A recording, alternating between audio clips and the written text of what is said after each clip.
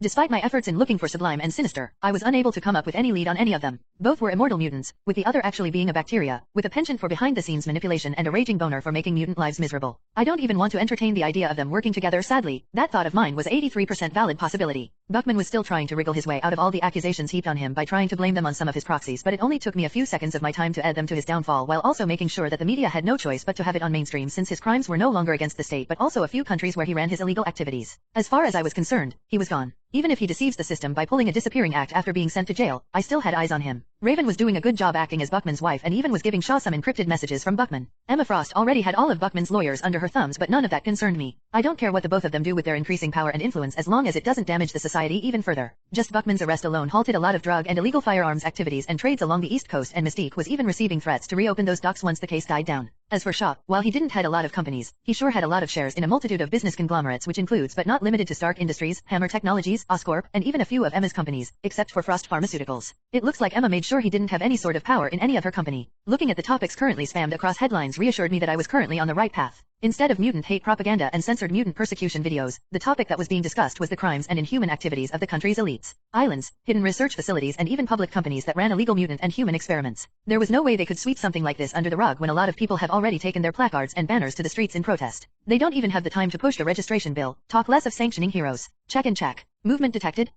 I pulled up the abrupt notification and imagined my surprise when I saw the same biotechnological/digital presence of the same technopath that blocked me from accessing Magneto's contact from Mystique's phone. Is Magneto moving? An expected outcome but not a welcomed one. Hopefully he's the reasonable sort. I know the guy's a villain through and through, but his cause for the path he took was because of his mutant brethren. I am hoping he still has a smidgen of that pure passion hidden somewhere in his cold iron heart. The last thing I want is for an ego-fueled Magneto to throw a wrench into the plan I have for the mutant community of this world. Give him a light tracking. I want to know where his streams of data are going. Since I don't want them to know I'm already into them, I want to keep track of every single cyber action they take and try to figure out what they want to accomplish with their sudden movement. Clearing the notification of the undergoing task, I start thinking of what to do now. Since my plan with the club is steadily progressing and I also have an eye on whatever it is that Magneto is planning on doing, maybe I can finally divert enough attention to accomplish one or two of the ideas I have on pending. Let's review all I know concerning the quantum realm. With that, I spent the next few hours going over everything I know and also making a few calculations of mine in respect of the topic at hand. Laura and Davis came to check on me, but I waved them off since I was currently busy, as the importance of this subject was one that will help me a lot, not just individually but also help with the portal station I have in mind. Unlike the Watchtower from DC, I have no plans of putting our base in the cold expanse of space. I very much like the scenery down here.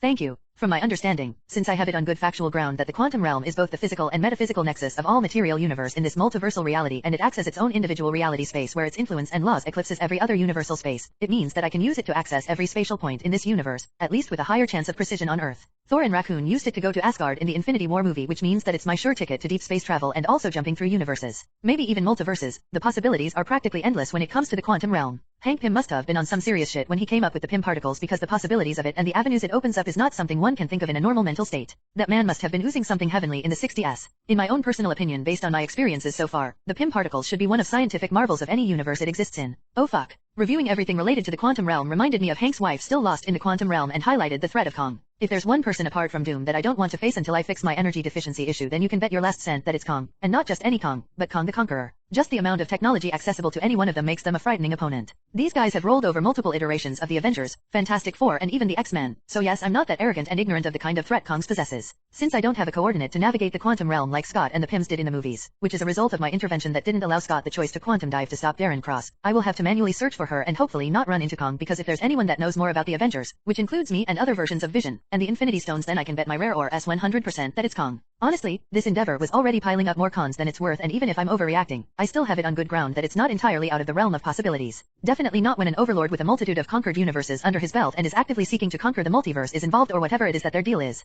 I'm not overreacting, right? Am I too cautious of Kong more than he's worth? Based on notions and information, both factual and assumptions, extreme caution is needed when quantum diving. Any instances of making contact with the individual known and identified as Kong the Conqueror is extremely advised against. And there it is. This is as humbling an experience as any. It really drives home the point just how dangerous this world is. I haven't even seen the guy, and the results from referencing the guy to a threat level has been rethinking my actions. The main problem is not just the fact that I might face Kong, but also the fact that I'm Vision. While there's no doubt that I'm different from what this Earth's Vision was supposed to be, that doesn't mean that I'm that much different from other iterations of Vision, specifically strength-wise. Well, hopefully I don't run into the guy. I pushed my dreary thoughts away from Kong and focused on the part that is under my influence, and on that same topic. Ava Starr, alias Ghost. Affiliation, SHIELD Special Operative Agent. Operating field, assassination and espionage. Special attributes, temporal imbalance, molecular deconstruction. Just another one of S.H.I.E.L.D.'s numerous sins. Based on the information I got from her profile on S.H.I.E.L.D.'s database and that of her foster father, Bill Foster, it can be plainly deduced that she's running on fumes and her molecules are breaking down at a hyper-rapid rate as long as she keeps using her abilities. Temporal imbalance, huh? At the rate she's breaking down at, sooner or later she will break down to the point where she permanently merges with the quantum realm, which will undoubtedly erase her consciousness since there's no way her human brain can comprehend the vastness and peculiarities of the quantum realm.